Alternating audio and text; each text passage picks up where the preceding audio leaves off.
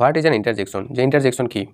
An interjection is a word. Interjection হলো একটি শব্দ অর ফ্রেজ অথবা ফ্রেজও হতে পারে that express certain emotion or feeling, যেটা কি করে মানুষের কোনো ফিলিং বা ইমোশনকে প্রকাশ করে, যেমন হাসি, কান্না, দুঃখ। It is often independent from the rest of the sentence. যে বাক্যের মধ্যে এটা ব্যবহার করা হয় ওই বাক্যটা থেকে এটা একটু আলাদাই হয়।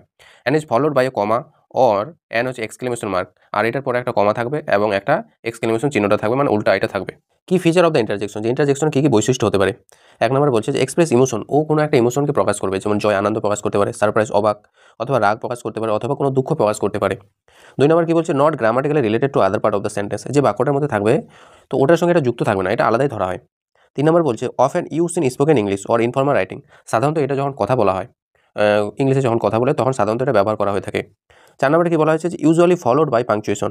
এবার এটা যখন ইউজ হয় ইন্টারজেকশন, ইন্টারজেকশনের পরে কোনো না কোনো একটা পাংচুয়েশন চিহ্ন থাকে, যে এক্সক্লেমেশন চিহ্নটা থাকতে পারে অথবা কমা থাকতে পারে। এবার ইন্টারজেকশনের টাইপগুলো, যে কী কী টাইপ হয় ওর, যেমন একটা জয়, আনন্দ হতে পারে। আনন্দের মধ্যে কী হতে পারে? যেমন ওয়াও হতে পারে, যে ইউ ওন দ্য ম্যাচ, বলছে ওয়াও তো তুমি ম্যাচটা জিতে গেছো। হুররে হতে পারে, যে hurray we are going to vacation, going on vacation, যে আনন্দ করছো, হুররে আমরা একটা ছুটিতে যাচ্ছি।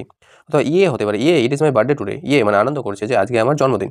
পরে দুই নম্বর আছে সারপ্রাইজ, কোনো অবাক করা ব্যাপার হতে পারে, যেমন oh I did not expect that, বলছে ও আমি তো এটা আশাই করি নাই। হোয়াট কি? ইউ গট 100 আউট অফ 100, তুমি 100 পেয়ে গেছো, ও শক হয়ে গেছে, হোয়াট বলছে। তো হচ্ছে এ ইউ স্কেয়ার মি, হ্যাঁ তুমি তো আমাকে চমকে দিলে। তো এও হচ্ছে একটা সারপ্রাইজ বোঝাচ্ছে। পরেরটা হচ্ছে পেন, পেন মানে হচ্ছে ব্যথা, যেটার মাধ্যমে কোনো দুঃখ বেদনা বোঝাবে। আউচ, দ্যাট রিয়েলি হার্ট, যখন কেউ পড়ে যায় লাগে তখন বলে আউচ। তো কী করলো? আসলে ওটা খুবই আঘাত করলো। আর্ক, আর্ক মানে I stab my toe, argh মানে আমি কী করলাম? আমি আমার যে পাটা আছে পায়ের মধ্যে আঘাত করলাম বা লাগালাম। উফ, উফটাও কখন ইউজ হয়? যখন কোনো আঘাত পায়। উফ, দ্যাট ওয়াজ এ টাফ ফল। উফ, আমি কী করলাম? যে পড়ে গেলাম। পরে চার নাম্বার হচ্ছে গ্রিটিং। গ্রিটিং করা মানে কাউকে সম্বোধন করা বা কাউকে ওয়েলকাম করা, যেমন হ্যালো হাউ আর ইউ, বলছে হ্যালো তুমি কেমন আছো, তো এখানে ওয়েলকাম করছে। পরেরটা হচ্ছে hey long time no see, বলছে হে অনেকদিন ধরে দেখা নেই। পরেরটা হচ্ছে hi nice to meet you, hi তোমার সঙ্গে মানে দেখা পরে খুব খুশি হলাম। তো এগুলো হচ্ছে গ্রিটিং বোঝাচ্ছে। 5 নাম্বার হচ্ছে অ্যাপ্রুভাল। অ্যাপ্রুভাল মানে হচ্ছে কোনো পারমিশন দেওয়া অথবা তারিফ করা, যেমন ব্রাভো, বলছে bravo you perform well, bravo মানে দারুণ, তুমি সেই ভালো পারফর্ম করেছো, ভালো খেলা দেখিয়েছো। ওয়েল ডান, দারুণ, I am proud of you, আমি তোমার প্রতি গর্বিত। গুড মানে খুব ভালো, কিপ ইট আপ, এইভাবে চালিয়ে যাও। পরে 6 নাম্বারটা হচ্ছে সরো অথবা স্যাডনেস, দুঃখ যদি প্রকাশ পায়, যেমন এলাস, এলাস মানে হাই, হি ইজ নো মোর, সে আর বেঁচে নেই, সে মারা গেছে। ও নো, এটা হতে পারে না, আই মিস দ্য বাস, আমি বাসটাকে মিস করে ফেললাম। দ্যাটস সো হার্ট ব্রেকিং, বলছে ওটা খুবই কী হলো, হার্ট ব্রেকিং, মনটা ভেঙে দিল আমার। পরে 7 নাম্বার আছে কলিং অ্যাটেনশন, যে কাউকে ডাকা, কারো অ্যাটেনশন নেওয়া, যেমন বলো লুক, এ দেখো এ শুটিং স্টার, বলছে একটা তারা খসা। লিসেন, শোনো, সামওয়ান ইজ নকিং, কেউ বাজাচ্ছে দরজাটা।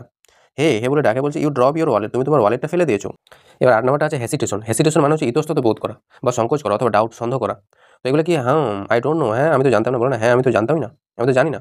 ও ক্যান আই আস্ক সামথিং, বলছে আমি কিছু জিজ্ঞাসা করতে পারি। ওয়েল যাই হোক, আই গেস ইটস ওকে, যাই হোক আমি এটা ঠিকঠাকই ভাবছি। এবার এখানে একটা হোমওয়ার্ক আছে, যে which of the following is interjection, এই 4টা অপশনের মধ্যে কোনটা ইন্টারজেকশন হবে সেটা কমেন্টে জানাও।